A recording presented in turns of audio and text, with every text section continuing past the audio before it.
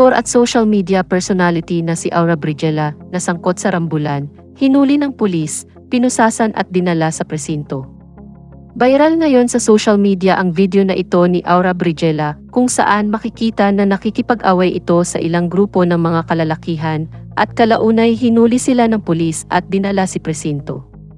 Ayon sa unang lumabas na ulat, nangyari ang insidente sa isang bar sa poblasyon Makati, kung saan hinipuan di umano ng ilang kalalakihan ang mga kasama at kaibigang babae ni Aura.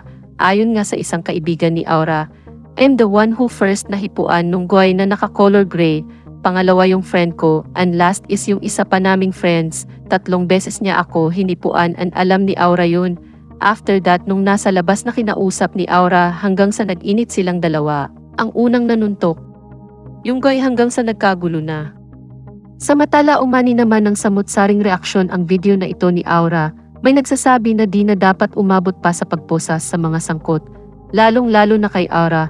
Pinuri naman ng iba si Aura sa pagiging matapang nito at ipinagtanggol ang kanyang mga kaibigan na di umano ay naagrabyado.